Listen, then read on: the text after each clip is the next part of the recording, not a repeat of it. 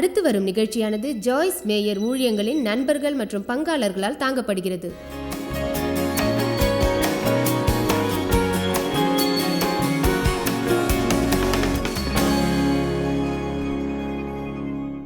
ஒரு கேள்வியுடன் ஆரம்பிக்க விரும்புகிறேன். ஒருவேளை உன்னால் தேர்ந்தெடுக்கப்படாத தியாகம் நிறைந்து விலைக்கிரயம் செலுத்த வேண்டிய பாதை ஒன்றில் செல்லும் அளவிற்கு தேவனுக்கான உனது அன்பு வலிமை பெற்றிருக்கிறதா? அதனை ஏற்றுக்கொள்ளும் அளவிற்கு உன் அன்பு இருக்கின்றதா? கவனியுங்கள். அநேக நேரங்களில் தேவனுக்கான நமது அன்பு உணர்ச்சியில் தோன்றும் அன்பாக இருக்கிறது. அது நேசம் போன்ற ஒரு உணர்வு. நீங்கள் இன்று ஆராதித்தது போல் இருந்தால் யார்தான் இயேசுவை நேசிக்க மாட்டார்கள்?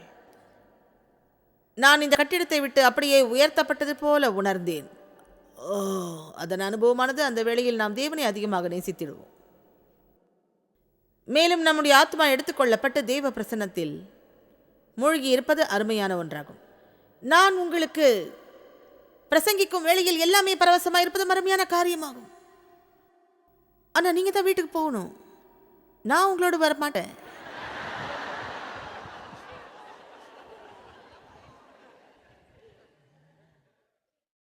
நீங்கள் மீண்டுமாக அதே சில காரியங்களோடு இடைப்பட வேண்டியிருக்கும். அதற்கு நீங்கள் தேவனை ஆராதிக்கிறவர்களாக இருக்க வேண்டும். நீங்கள் வனாந்திரத்தில் தேவனை ஆராதிக்காவிட்டால் வாக்குத்தத்த பட்டணத்திலும் அவரை ஆராதிக்கப் போவதில்லை.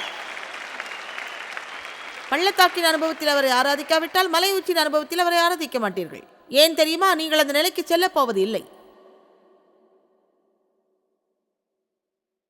ஆகவே வசனம் 15 பார்ப்போம். இயேசு பேதுருவுக்கு சிறிய பரீட்சை வைக்கிறார். அவர்கள் போஜனம் பண்ணிய பின்பு இயேசு பேதுருவை நோக்கி, யோனாவின் குமாரனை, இவர்களிலும் அதிகமாய் நீ என்னில் அன்பு கூறுவாயாக என்றார். அறிவின் மிகுதியோடும் ஆவிக்குரிய நிதானத்தோடும் பிதாவை நேசிப்பது போல நேசித்தனர். ஆம் ஆண்டவரே, உம்மை நேசிப்பதை நீர் அறிவீர் என்றார்.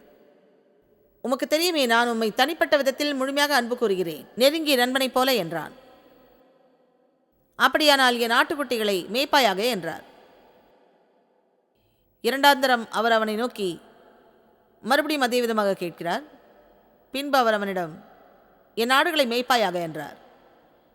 மேலும் வசனம் 17 அவர் கூறுகிறார். மூன்றாந்தரம் அவனை நோக்கி, நீ என்னை நேசிக்கிறாயா என்றார். உள்ளத்தின் ஆழத்திலிருந்து எனக்கான தனிப்பட்ட அன்புடன் ஒரு நெருங்கிய நண்பன் போல் நேசிக்கிறாயா? பேதுரு துக்கப்பட்டான். இயேசு மூன்றாந்தரமும் இதனை கேட்டபடியால், ஆனாலும் அவன் உம்மை நேசிக்கிறேன் என்பதை நீர் அறிவீர் என்றான். மேலும் மீண்டுமாக அவர் என் ஆடுகளை போஷித்திடு என்றார். இங்கு 2 வித்தியாசமான செய்திகள் கொடுக்கப்பட்டுள்ளது. முதலாவதாக கூறுகிறார், நீ என்னை நேசிப்பது உண்டானால் யாருக்காவது உதவிகள் செய்திரு என்கிறார். சில வேளைகளில் அதை தவற விடுகிறோம். என்னை நேசித்தால் என் ஆடுகளை போஷித்திடு, என்னை நேசிப்பாயானால் என் ஆடுகளை போஷித்திடு, என்னை நேசித்தால் என் ஆடுகளை போஷித்திடு என்றார். ஒவ்வொரு நாளும் நம்மை நாமே கேட்டுக்கொள்ள வேண்டியது, மற்றவர்களுக்கு உதவும்படி நான் என்ன செய்து கொண்டிருக்கிறேன்? இதை உங்கள் வீட்டில் ஒட்டி வையுங்கள், உங்கள் பாத்ரூம் கண்ணாடியில் ஒட்டி வையுங்கள், உங்கள் ஃப்ரிட்ஜ் கதவில் ஒட்டியிடுங்கள், உங்கள் கண்கள் பார்க்கும் எவ்விடத்திலும் வைத்திருங்கள்.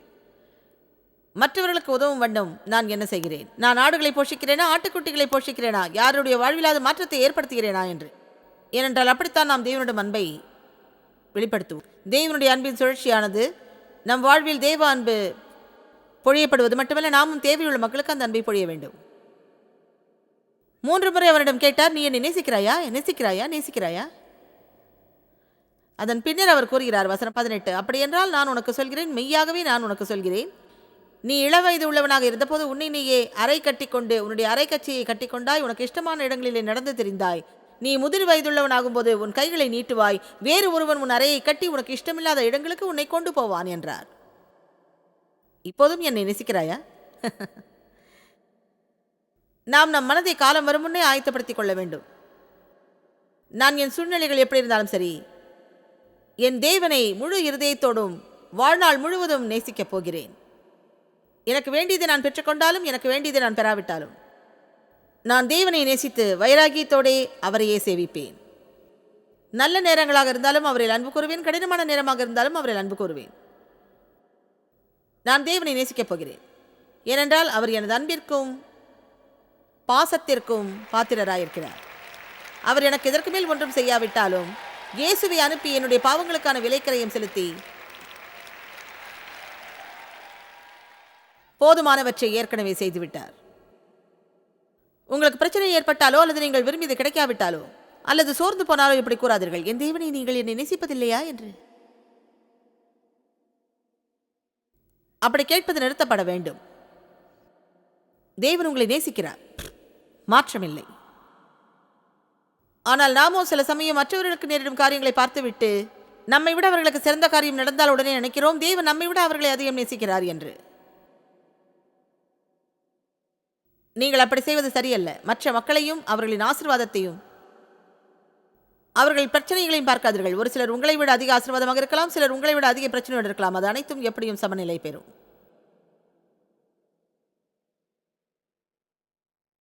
உங்களை விட ஆசீர்வாதமாக இருப்பவர்களுக்கு அவர்கள் வாழ்வில் என்ன காரியம் இருக்கிறது என்று உங்களுக்கு தெரியாது. ஒருவேளை அவர்கள் கடினமான ஒன்றை அனுபவித்துக் கொண்டிருக்கலாம். அவர்களுக்கு சமநிலை ஏற்படுத்த தேவன் இப்படிப்பட்ட ஆசீர்வாதத்தை கொடுப்பதன் மூலம் நீங்கள் அவர்களை குறித்து அறிந்திராத சிலவற்றை சரி செய்யும்படி அவர்களுக்கு அவர் உதவி இருக்கலாம்.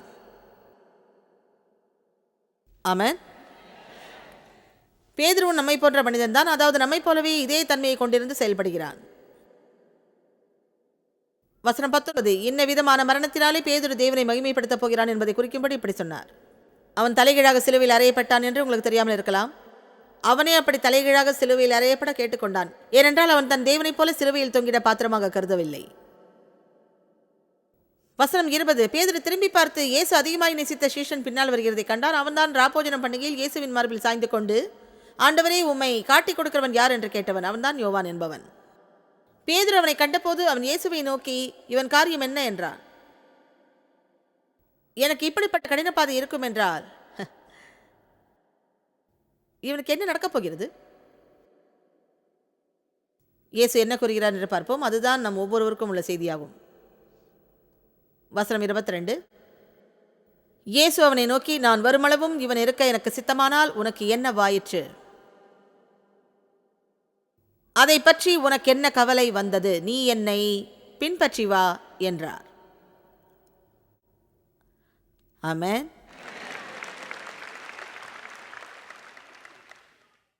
நாம் மாம்சத்தில் நடந்து கொண்டும் உணர்ச்சியின் தளத்தில் வாழ்ந்து கொண்டும் நம் வாழ்வில் தேவனுடைய பூரண ஆசீர்வாதத்தை எதிர்பார்க்க முடியாது.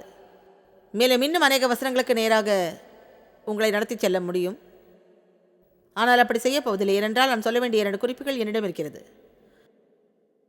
ஆயினும் உங்களுக்கு இருக்க வேண்டிய மனநிலை என்னவென்றால், நான் என்னுடைய உணர்வுகளின் அடிப்படையில் தீர்மானம் எடுக்க மாட்டேன் என்பதாகும். என் வாழ்வில் நடக்கும் காரியங்களை நான் விரும்பினாலும் விரும்பாவிட்டாலும் நான் தேவனை நேசிப்பேன். மேலும் நான் உணர்ந்திட்டாலும் உணராவிட்டாலும் தேவனுக்கு கீழ்ப்படிவேன். நான் முக்கியமான தீர்மானங்கள் செய்திடும் முன் என்னுடைய உணர்வுகளை நிச்சயமாக நானே அமைதிப்படுத்திடுவேன். அப்படி இல்லாவிட்டால் நான் பெரிய பிரச்சனைக்கு உள்ளாவேன். அடுத்த காரியமாக நீங்கள் செய்யும்படி விரும்புவது என்னவென்றால், உங்களுக்குள்ளாக ஒரு சுபாவத்தை வளர்த்திட வேண்டும். இதனை மீண்டும் மீண்டும் மீண்டுமாக யோசித்து நீங்கள், நான் உதாரத்துவம் உள்ள நபர், நான் உதாரத்துவம் உள்ள நபர். எல்லோரும் சொல்லுங்கள், நான் உதாரத்துவ குணமுள்ள நபர். நீங்கள் உதாரத்துவ குணமுள்ள நபராக இருப்பதற்கு நீங்கள் வாரத்தில் ஒரு முறை மட்டும் பக்கெட்டில் காணிக்கை போடுவதை காட்டிலும் அதிகமாக செயல்படுபவராக இருக்க வேண்டும். நான் நினைக்கிறேன் சபையில் கொடுப்பதை குறித்து கற்றுக்கொள்ளுதல் வாழ்க்கை எப்படி வாழ வேண்டும் என்பதற்கான பயிற்சி என்று. நான் காணிக்கையை மட்டும் செலுத்த விரும்பவில்லை, நான் கொடுப்பவராக இருக்க வேண்டும். மேலும் அதற்கு வித்தியாசம் உண்டு. கஞ்சத்தனமாக குன்றிய ஆவியோடு குறுகிய சிந்தையுடைய மக்கள் சிறிது பரிதாபமான வாழ்க்கை வாழ்ந்திடுவர். எனக்கு அவர்களை பிடிக்காது. அவர்களை கண்டால் எரிச்சல் வரும்.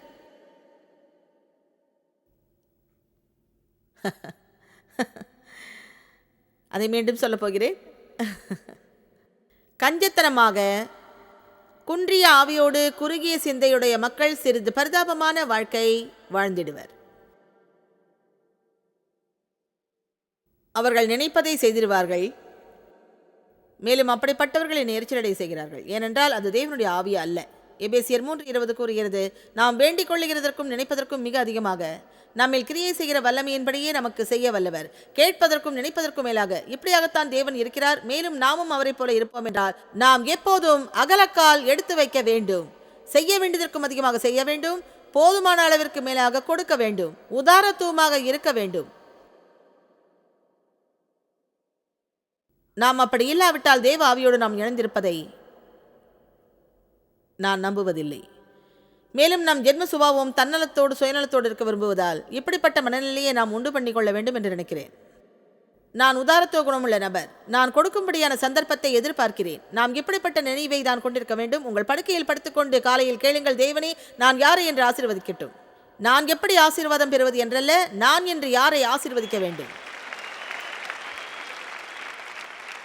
ஒருவேளை நான் ஒரே செய்தியை பிரசங்கிக்க நினைத்தால் அப்படி முடியாது.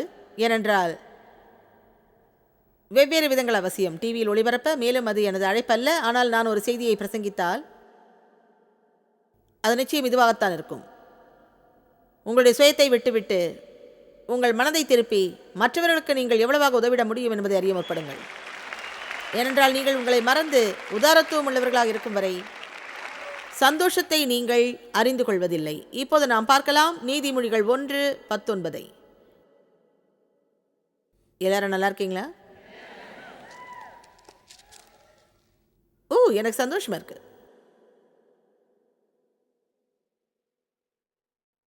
இதுவே பொருளாசை உள்ள எல்லோருடைய வழியாகும்.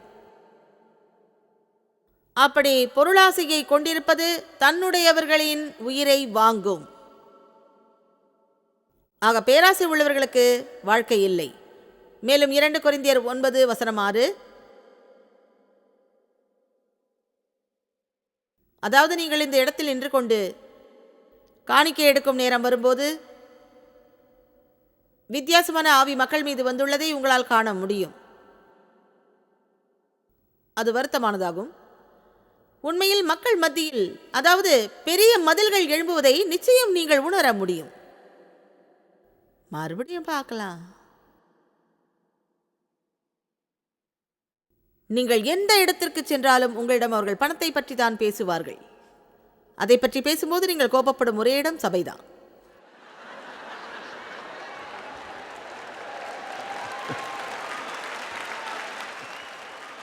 நீங்க மெக்டொனால்ட் போய் ஹாம்பர்கர், கோக் மற்றும் பிரெஞ்ச் ஃப்ரை வாங்குறீங்க. அதுக்கு மொத்தம் $4.72. அவங்க கிட்ட நீங்க ஆரம்பிச்சிட்டாங்கப்பா, எல்லாருக்கும் என் பணம் தான் தேவை என்று சொல்வீங்க.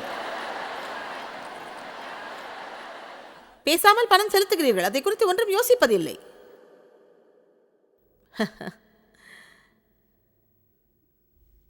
நாம் தேவனிடத்திலிருந்து பெற்றிடும் அனைத்தும் நாம் உலகத்தில் பெறுவதை விட அதிக விலை உயர்ந்தவையாகும்.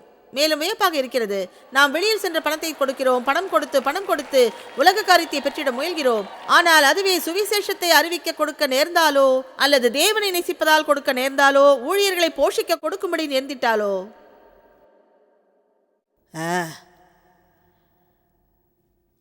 2 கொரிந்தியர் 9:6, இதனை விசனத்தோடும் கட்டாயத்தோடும் சிறுக விதைக்கிறவன் கஞ்சத்தனம் உள்ளவன், விசனத்தோடே சிறுக அறுப்பான். ஆனால் பெருக விதைக்கிறவனோ ஆசீர்வதிக்கும் மனப்பான்மையோடு யாராவது ஆசீர்வாதம் பெற வேண்டும் என்று விரும்புபவன் பெருக அறுப்பான், ஆசீர்வாதம் பெறுவான். அவனவன் தன் மனதில் நியமித்தபடியே கொடுக்க கடவன், விருப்பமின்றி கட்டாயமாயும் விசனத்தோடும் அல்ல. வேறு வார்த்தையில் கூறினால், கொடுக்கும் பொழுது நல்ல மனப்பான்மையோடு இருக்க வேண்டும். தேவன் பிரியப்படுவது, அவர் சந்தோஷப்படுவது, எல்லாவற்றுக்கும் மேலாக கருதுவது, எதனையும் பெற்றுக்கொள்ள தடை செய்யாமல் இருப்பது, உற்சாகமாக மகிழ்ச்சியோடு செய்யும்படி முற்படுதல். கொடுக்கிற ஒருவனை அவன் இருதயம் கொடுப்பதில் இருக்கிறது. மேலும் தேவன் சகலவித கிருபையையும் சகல தயவும் பூலோக நன்மையும் உங்களிடம் பெருகச் செய்ய வல்லவராயிருக்கிறார். எப்படி? சம்பூரணத்துடன், எப்பொழுதும், எல்லா சூழ்நிலைகளிலும், எல்லாவற்றிலும் சகலவித நற்கிரியைகளையும் பெறுகிறவர்களாக இருக்கும்படி செய்கிறார். வேண்டியதற்கு அதிகமான சம்பத்துகளை நமக்கு கொடுத்து நிரப்புகிறார். எல்லா நற்கிரியைகளிலும் நற்காரியம் செய்வதன் மூலம் நிரப்புகிறார். தேவன் நமக்கு பரிபூர்ணமாக கொடுக்க வல்லவர். ஆனால் அவர் கஞ்சத்தனம் உள்ளவர்களுக்கு கொடுக்க மாட்டார்.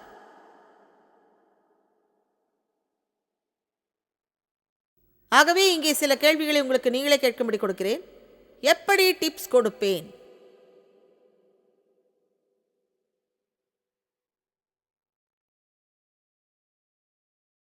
ஐயோ, அது ரொம்ப அதிகமாச்சே. சரி, அடுத்ததை பார்க்கலாம். அதாவது 2வது,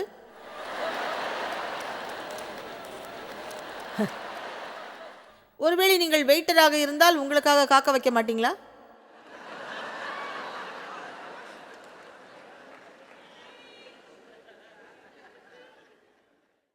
எப்படிப்பட்ட வெகுமதிகளை கொடுப்பீர்கள்?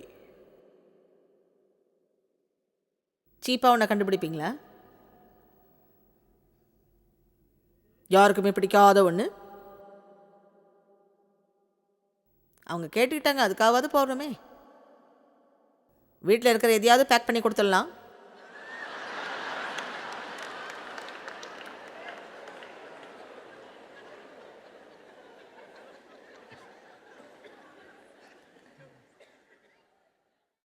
நீங்கள் எப்போதும் தொடர்ந்து மற்றவர்களை உற்சாகப்படுத்தி வெகுமதிகளை கொடுப்பீர்களா?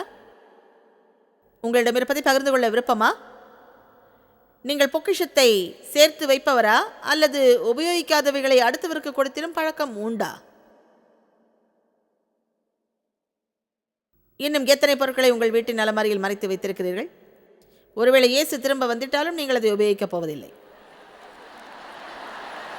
கேளுங்கள், நான் யார் என்று உங்களுக்கு தெரியும். நீங்கள் அதை யோசிப்பதை நான் காண்கிறேன். எனக்கு தெரியும் நீங்கள் அந்த எல்லாவற்றையும் யோசிக்கிறீர்கள் என்று.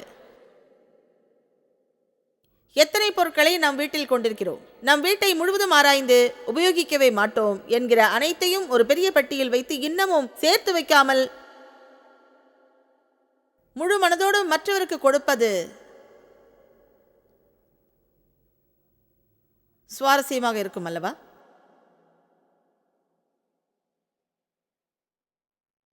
ஒருவேளை எனக்கு அது தேவைப்பட்டா மறுபடியும் குன்றி ஆவி வருகிறது. அப்படி இருக்க வேண்டாம். கொடுத்து விடுங்கள், மற்றவரை ஆசீர்வதியுங்கள். உங்கள் பொருட்களை எப்போதும் விற்க முயல வேண்டாம். அதில் சிலவற்றை பிறருக்கு கொடுத்திருங்கள்.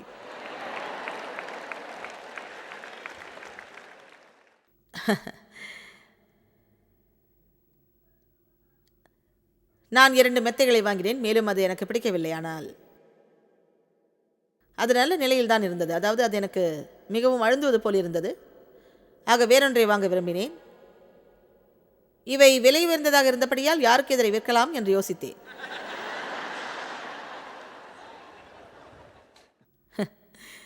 இது உண்மையில் நடந்த ஒன்று. அதாவது முதலில் என்னுடைய நண்பர் ஒருவரிடம் பேசிக்கொண்டிருந்தேன். அவருக்கு இந்த வகை மெத்தை பிடிக்கும் என்று தெரியும். என்னிடம் இருந்தது உயர்தரமான ஒன்று. அந்த குறிப்பிட்ட நண்பர் என் வாழ்வில் அதிக உதவிகள் செய்தவர். நான் கூறினேன், நான் இந்த மெத்தைகளை வாங்கினேன். அதாவது ஒருவேளை நீங்கள் அதை வாங்க விரும்பினா நல்ல விலைக்கு கொடுக்குறேன். அதாவது கிட்டத்தட்ட 3 நொடிகளுக்குள் பரிசுத்த ஆவியானவர் என்னிடம் கூறினார், நீ ஏன் அதை இலவசமாக கொடுக்கக்கூடாது?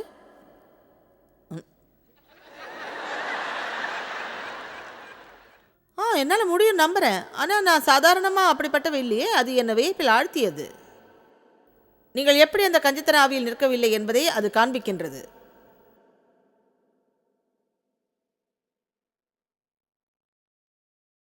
அதாவது உங்களுடைய நேரத்தையும் பணத்தையும் உங்கள் குப்பைகளை விற்கும்படி செலவிடுகிறீர்கள்.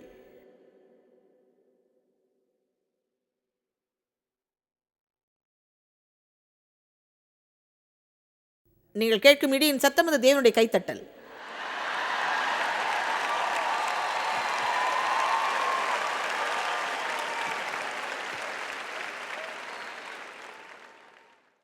நீங்கள் ஒருவரோடு இருக்கிறீர்கள். மேலும் அவர்களுக்கு ஜலதோஷத்தால் மூக்கு ஒழுகி கொண்டிருக்கிறது. உங்களிடம் கிளினிக்ஸ் கேட்கிறார்கள். கடந்த ஒரு வருடத்தில் இப்படி ஜலதோஷம் பிடித்து மூக்குச்சளி உங்களுக்கு ஏற்படவில்லை. இருந்தாலும் கிளினிக்ஸை உங்கள் பாக்கெட்டில் வைத்திருக்கிறீர்கள்.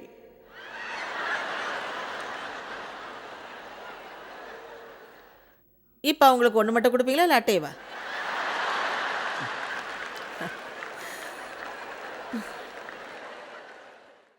நீங்கள் ஹோட்டலுக்கு போகும்போது ஜன்னலோர இருக்கையை உங்களோடு வருபவருக்கு கொடுப்பீர்களா அல்லது நீங்கள் அமர்வீர்களா?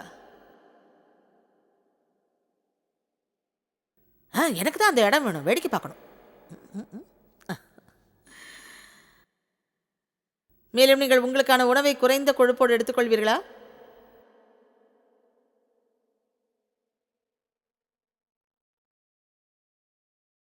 யாருக்கு பெரிய பீஸ் பை கிடைக்கும்? கேண்டீனுடைய கடைசி பீஸ்?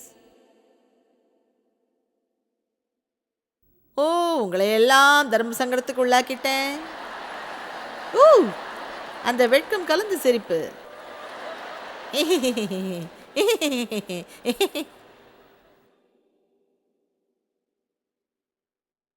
நீங்கள் யோசிக்க ஆரம்பிக்க வேண்டும், நான் மிக உதாரத்துவ குணமுள்ள நபர் என்று. நான் மிக உதாரத்துவ குணமுள்ள நபர். நான் செய்ய வேண்டியதற்கும் அதிகமாகவே செய்திருவேன். நான் செல்ல வேண்டியதற்கு அதிகமாகவே செல்லுவேன்.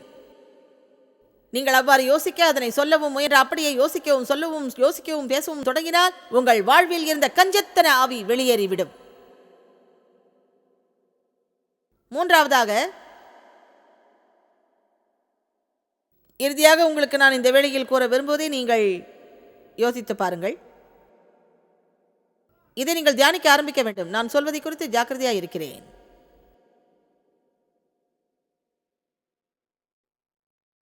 நீதிமொழிகள் 18. நான் என்ன சொல்கிறேன் என்பதில் கவனமாக இருக்கிறேன். இன்று மதியம் நான் அமர்ந்திருந்த நேரத்தில் வாய் உதட்டை பற்றியுள்ள சில வசனங்களை பார்த்து கொண்டிருந்தேன். இந்த பகுதிதான் நம்மில் அநேகருக்கு பலவீனமாக இருக்கிறது. மேலும் நான் வெறுமையாக கூறிடும் சிலவற்றால் பெரிய ஆபத்துகளை ஏற்படுத்திட முடியும் என்பதை அறிவேன். உண்மையில் நாம் நமது வாயை பரிசுத்த ஆவியின் கட்டுப்பாட்டுக்குள் கொண்டு வருவதற்கான நம்பிக்கை இல்லை. ஏனென்றால் நாம் அதை குறித்து வாசித்து தியானிக்காமலேயே விட்டுவிட்டால் அப்படி செய்வது இயலாத காரியம். ஒருவேளை வல்லமையான வாழ்க்கையை வாழ முற்படுபவர்களாக இருக்கிறவர்கள் என்றால் நாம் செய்ய வேண்டிய முக்கிய காரியங்களில் இதுவும் ஒன்றாகும். வல்லமையான சிந்தனையில் நீங்கள் நோக்கத்தை குறித்து சிந்திக்கலாம் என்று நினைக்கிறேன். யோசிக்க நேரம் எடுத்து உட்கார்ந்து யோசியுங்கள். நான் பேசுகிறவற்றை குறித்து கவனமாக இருக்கிறேன். பேசுவதற்கு முன்பு நான் யோசிக்கிறேன். தேவையற்ற வீண் வார்த்தைகளை, வெறுமையானவற்றை நான் பேசுவது இல்லை. நீதிமொழிகள் 18, 20, 21. அவனவன் வாயின் பலனால் அவனவன் வயிறு நிரம்பும். அவனவன் உதடுகளின் விளைவினால் அவனவன் திருப்தி ஆவான். நன்மையானாலும் தீமையானாலும் நமது வார்த்தைகளுக்கு விளைவுகள் உண்டு. அதிகாரத்தில் இருக்கிறது. அதில் பிரியப்படுகிறவர்கள் அதன் கனியை புசிப்பார்கள், ஜீவனானாலும் மரணம் ஆனாலும்.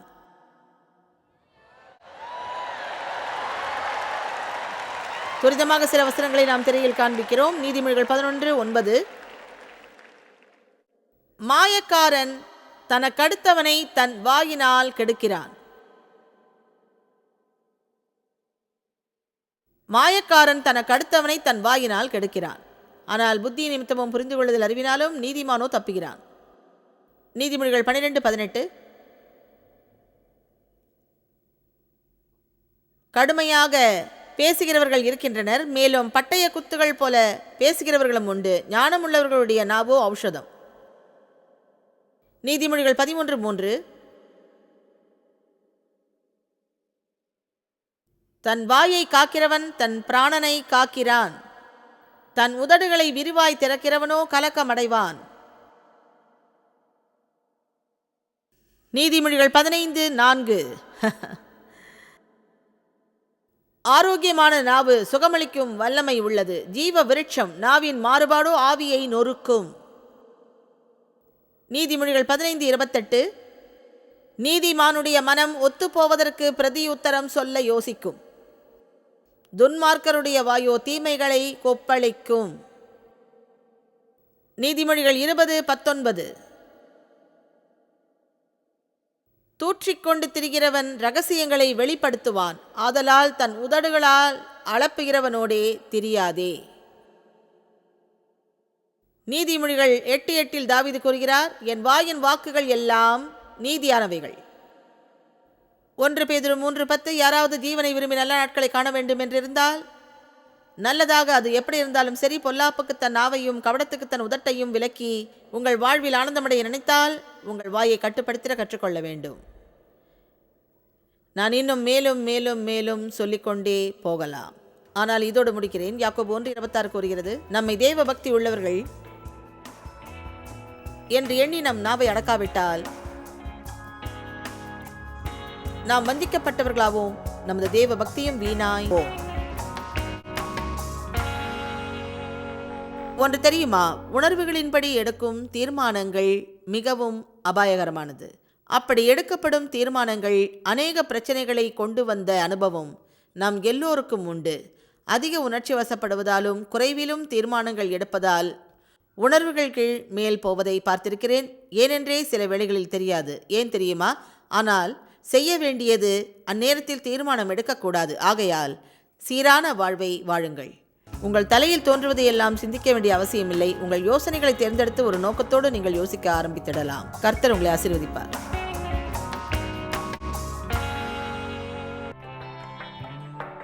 பங்காளர்களுக்கும் எங்களது நன்றியையும் பாராட்டுகளையும் தெரிவிக்கிறோம். ஒன்றாய் இணைந்து நாம் பசியுள்ளவர்களை போஷித்து உடைகளை கொடுத்து தேசங்களுக்கு சுவிசேஷத்தை சொல்லி வருகிறோம்.